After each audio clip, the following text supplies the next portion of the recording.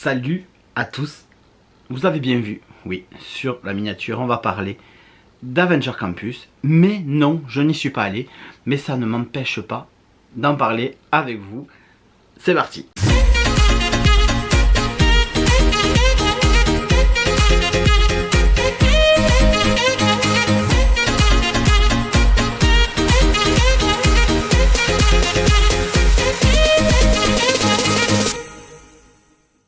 Alors oui, je ne me suis pas rendu à Avengers Campus encore, hein.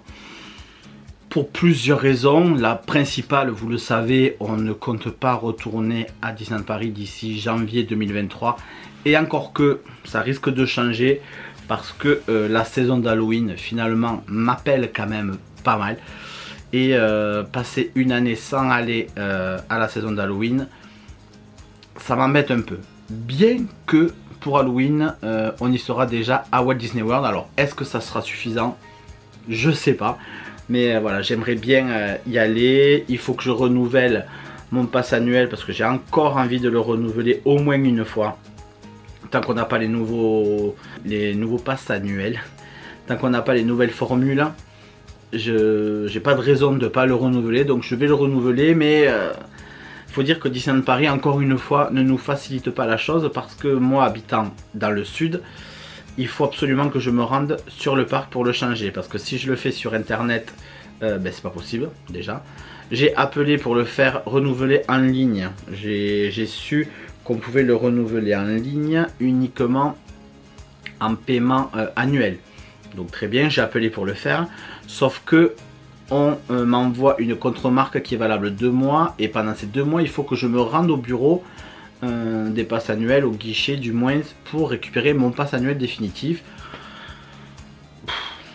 Donc dans tous les cas, je suis obligé d'y aller. Ou alors il faut que je prenne un nouveau pass annuel, que je fasse pas un renouvellement.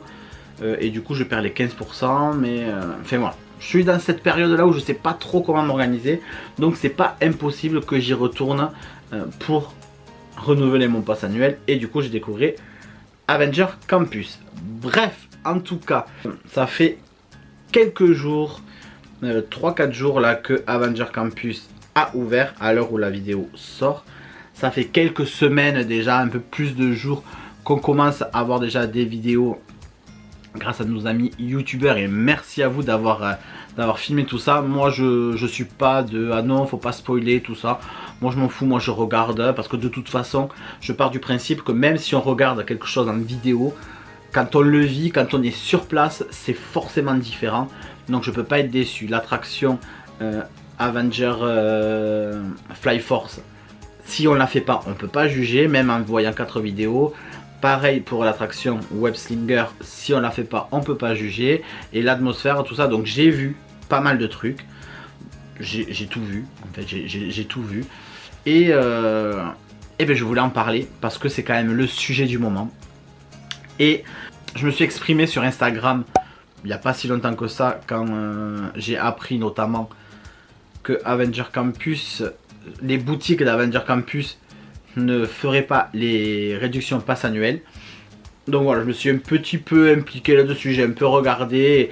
Je me suis dit, mais pourquoi pas faire un retour de ce que moi j'en pense visuellement, de par les vidéos, de par écran interposé, de ce que moi je pense de ce land. Et ça pourrait être intéressant aussi du coup de voir ce que je trouve bien en réel, pour voir si j'ai aimé les mêmes choses, pour voir si mon jugement change en étant sur place justement ou pas. Donc voilà pourquoi je fais cette petite vidéo.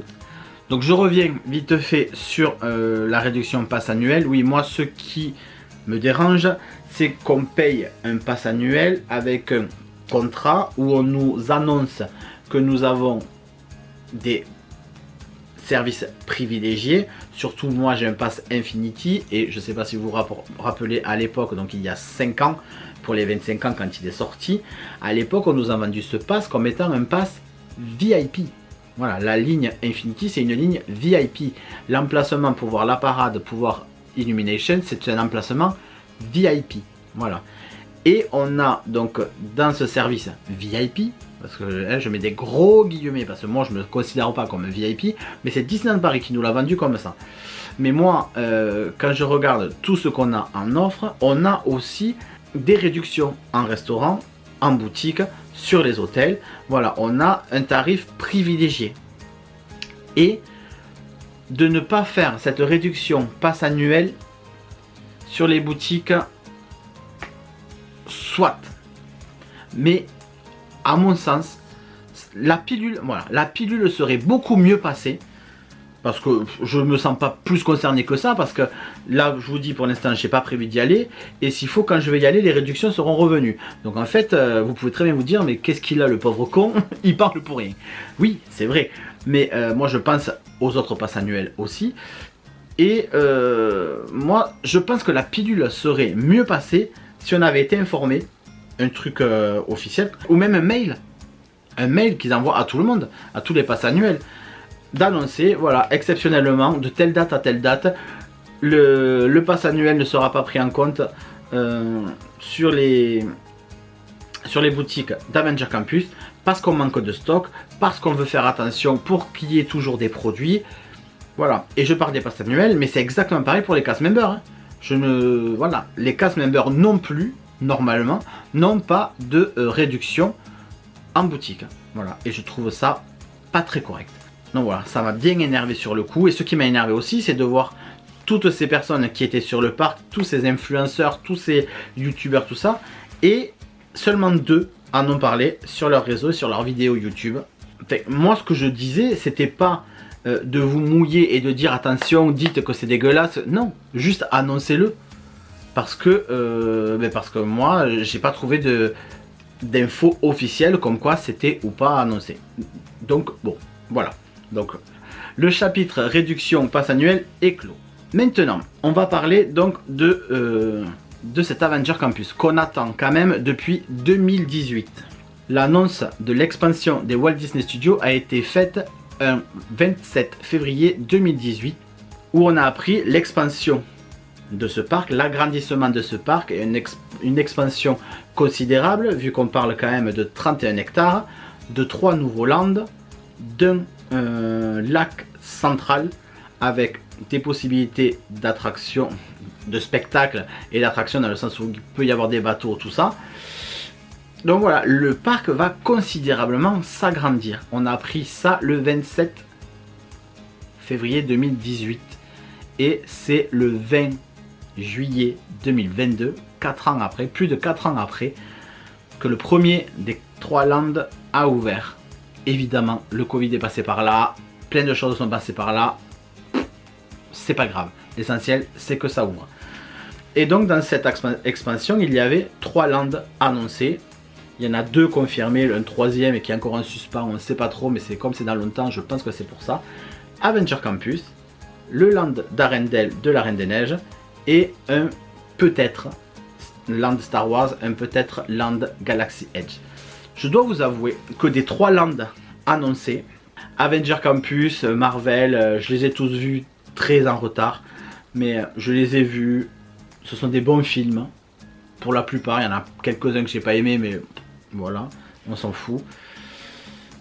De voir arriver ça à Disneyland Paris, je me suis dit pourquoi pas, mais je me suis pas dit ouais génial. Voilà, à l'annonce je me suis pas dit ouais génial, parce que c'est pas un nouveau truc, c'est un nouveau truc dans le sens où il y a une nouvelle attraction, il y a une nouvelle thématisation du land, du coin. Là c'est honnêtement le backlot, tout ça, ça rime plus à rien. Ça rimait plus à rien. Là maintenant, on commence, voilà, on voit, on arrive à voir, je pense, et encore je vous dis, je suis pas allé, hein, mais de ce que je vois moi en vidéo et en photo, j'arrive à me rendre compte de ce à quoi va ressembler ce Walt Disney Studio. Et on arrive déjà bien à s'y retrouver en fait, avec le Pixar Land d'un côté, avec Ratatouille, Toy Story Playland, et ça monte jusqu'à l'attraction de Cars Road Trip. Au milieu, un semblant de land Hollywood qui peut-être va se transformer en gardien de la galaxie, je sais pas. Mais c'est vrai que ce land là au milieu, c'est vraiment l'ancêtre des Walt Disney Studios, de ce qui reste du départ, même si la tote n'était pas là au départ, mais voilà, vous voyez ce que je veux dire. Et tout le backlot là-bas avec Rock'n'Roller Coaster, moteur action et Armageddon qui, Dieu merci, est parti. C'est Avenger Campus. Voilà, ils ont tout réunifié. Et plus loin, il y aura donc le Land Arendelle et peut-être le Land Star Wars. Donc je pense que ça peut être bien. Ça peut être un très beau parc. Et donc cet Avenger Campus, je l'ai vu arriver comme ça. Ouais, je me suis dit ça va être du renouveau, mais pas ouf. Moi, ce que j'ai vraiment hâte de découvrir, c'est Arendelle et Galaxy Edge. Même si je ne suis pas très fan de Star Wars, j'ai quand même de voir ce qu'ils vont faire, ce qu'ils pourraient faire, parce qu'il n'y a rien encore de confirmé. Même s'il y a des rumeurs qui disent que ça viendra pas, ça n'a pas été encore annoncé, donc je sais pas. Mais ça pourrait être bien. Et s'ils faisaient un Galaxy Edge plus petit, de toute façon c'est sûr ça sera plus petit que ce qu'il y a aux États-Unis, ça serait peut-être mieux. Enfin voilà. Donc Avenger Campus est le land qui me disait le moins des trois. Et je pense que je suis en train de changer d'avis. Voilà, tout ça pour ça, plus de 10 minutes pour ça. Je pense que je suis en train de changer d'avis parce que ce que j'ai vu en vidéo, au-delà de l'inauguration, au-delà du press event où on le sait, et voilà, ils ont mis les bouchées doubles. Le show avec les drones, c'était très très beau, mais voilà, on le reverra plus. Tous les personnages, il y avait énormément de personnages, énormément d'happening. Tout ça, il y en aura évidemment moins. Déjà, j'ai eu confirmation que lors des ouvertures pass annuelles, il y en avait déjà moins que le jour du press event. Mais c'est normal d'un côté, parce que c'est le jour où la presse vient et ils envoient tout. Je peux comprendre. Au contraire, je ne suis pas en train de critiquer, je suis en train de dire que ce land, de ce que j'ai vu, déjà il a l'air bien. Vraiment chapeau. Parce que on ne reconnaît plus. On ne reconnaît plus le restaurant des stars. On ne reconnaît plus Armageddon. Évidemment, tout a été détruit, c'est un nouveau bâtiment. Même le Stark Industries, le nouveau resto, on ne reconnaît plus le blockbuster. Je parle même pas de l'attraction Fly Force avec toute cette devanture là avec Friday qui est devant. Je trouve ça très très beau visuellement. Et de par le côté, quand on va vers donc la caravane des cascadeurs, le resto des cascadeurs, j'ai plus le nom, mais on s'en fout vu que ça s'appelle plus comme ça, ça s'appelle le Super Diner. Voilà, c'était ça le nom que je cherchais. Et vous passez aussi devant le training center, voilà, le Hero Training Center. Donc du coup, ça fait quand même un joli land, ça a l'air de faire un joli land. Et ce que je trouve sympa aussi, c'est que mine de rien, on a quand même un vrai land. Là où on a été habitué à avoir des mini lands, quand on voit Toy Story Playland, certes il y a 3 attractions, et il y a une mini boutique, il n'y a pas de resto, il n'y a rien. Le land Ratatouille, le mini land Ratatouille, qui est magnifique, que j'adore, mais il y a une attraction, un restaurant, une boutique, il y a le strict minimum. Là les gars, bravo, bravo, parce qu'il y a 2 attractions, certes, il y en a une qui a été remaniée, mais la file d'attente et tout a été remanié, on ne reconnaît plus du tout Rock'n'Roller Coaster. À voir après l'attraction en elle-même, qui est apparemment un peu décevante, mais ça, tant que je ne l'aurai pas faite, je ne pourrai pas vous donner mon avis, évidemment.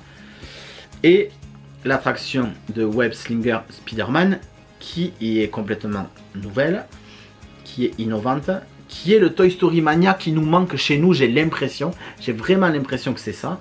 Et en plus de ces 2 attractions, on a quand même un centre de rencontre personnages, donc c'est quand même une attraction de rencontrer les personnages, donc moi je le comptabilise en tant qu'attraction, donc ça fait 3.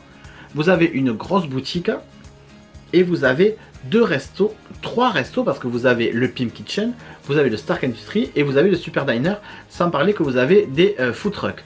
Donc je trouve ce land vraiment hyper bien. Vous avez des happenings partout sur les toits avec des bagarres, tout ça. Moi franchement, il y a 15 jours de ça ou 3 semaines de ça, je me suis dit jamais je vais faire péter un week-end pour monter, pour aller découvrir ça. Je m'en fous, je le découvrirai en janvier et ça ira très bien. Et je suis en train de peut-être changer d'avis parce que ça me donne envie. Ça me donne envie et là où l'excitation n'était pas là, là ça arrive. Ça arrive parce que je pense que Disneyland Paris, parce que les Imagineers ont fait un boulot de dingue dans la thématisation, dans le détail. j'ai envie de voir ça. Voilà. À aujourd'hui, j'ai envie de voir ça. Voilà, j'ai changé d'avis. Écoutez, il n'y a que les cons qui changent pas d'avis, mais voilà. Je change d'avis et j'ai envie de voir cet Avenger Campus, de me balader et de voir un peu du sang neuf quoi dans nos vieux Walt Disney Studios quoi. Voilà, j'ai envie de voir ça. Je pense que ça peut être très cool. Après, je vais pas vous parler des restos, des attractions plus en détail parce que comme je viens de vous dire, je ne les ai pas faites et je peux pas juger quelque chose que je n'ai pas fait et je ne veux pas juger par rapport à ce que j'entends. Non, chacun se fait son propre avis. Je juge juste de l'ouverture de ce qui s'est passé. Et par contre, ce que je crains un peu, et j'espère que ça n'arrivera pas parce que malheureusement, c'est ce qui arrive très souvent. Et encore aujourd'hui, c'est en train d'arriver à la Disney Star on Parade. La Disney Star on Parade, la dernière fois qu'on est venu, donc c'était pour le 12 avril. En plus, c'était pour les 30 ans, quand j'y pense. On a regardé la Disney Star on Parade. Et là où généralement, il y avait 6 ou 8 danseurs devant les chars, ben, ils étaient réduits à 2. Et des fois, il n'y en avait pas du tout. Je crois que devant le char de Crush Coaster de Nemo, il n'y avait pas de marionnette, il n'y avait personne. Devant Maléfique, il y avait 2 ronces juste. Enfin voilà, il y en avait juste 2. Et moi, ce que j'ai peur, c'est que, voilà, ils enlèvent des effets. Ils enlèvent, voilà, que Friday, voilà, apparemment, Friday, donc c'est l'intelligence artificielle du land qui rentre vraiment en interaction avec les futurs recrues que nous sommes dans Avenger Campus. J'ai peur qu'un jour ça s'arrête et qu'on l'ait plus. J'ai peur qu'il n'y ait plus autant de personnages, qu'il n'y ait plus autant de happening. Voilà, j'ai peur qu'un jour ça s'essouffle et qu'il n'y ait plus tout ça. Comme il n'y a plus très souvent la fumée à BTM, comme il n'y a plus la fumée et le canon qui explose à Space Mountain. Voilà, il y a beaucoup de choses comme ça qui ne sont plus. Pourquoi on ne sait pas, réduction de budget peut-être, ou parce que c'est usé et que du coup ils réparent plus. Bon, les danseurs, c'est pas usé, ils réparent pas, c'est juste qu'ils veulent plus embaucher. Voilà, j'ai peur de ça, j'espère qu'ils vont continuer parce que c'est comme un Galaxy Edge à Walt Disney World. S'il n'y a pas les Stormtroopers qui se baladent un peu partout, s'il n'y a pas tous les effets de son avec... quand vous y êtes, en fait, vous avez des effets comme s'il y avait des vaisseaux qui vous passaient d'un côté à l'autre. Voilà, s'il n'y a pas tous ces effets-là, le land, il sert à rien. Donc j'espère que ça va continuer. En tout cas, j'espère pouvoir aller le découvrir avant mon départ à Walt Disney World. Sinon, ben, ça sera en janvier ou pour Halloween cette année-là, peut-être. Mais voilà, c'est pas impossible que j'y aille avant.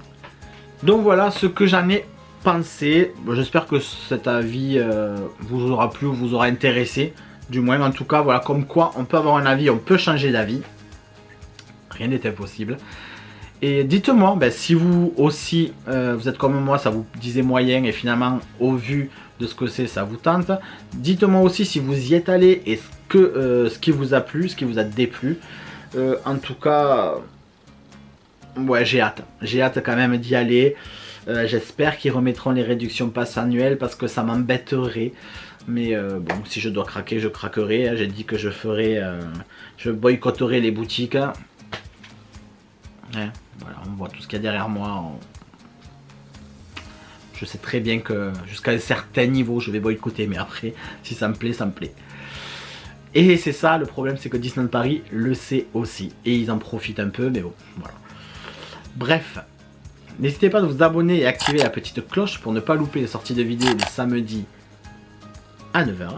Et donc moi je vous dis à samedi prochain. Parce que samedi prochain on va parler de quoi? Ben, on va parler, oui, de Walt Disney World. Et vous êtes beaucoup à me demander cette vidéo. Vous êtes beaucoup à me parler des prix, de combien ça coûte. Et je suis toujours en train de vous dire que je peux pas vous dire combien ça coûte. Parce que je le sais pas, parce que ça dépend de la période, de ci, de mi. Et bien la semaine prochaine on en parle. La semaine prochaine on parle de combien peut coûter un voyage à Walt Disney World. Donc j'espère que vous serez au rendez-vous. À samedi prochain, bye.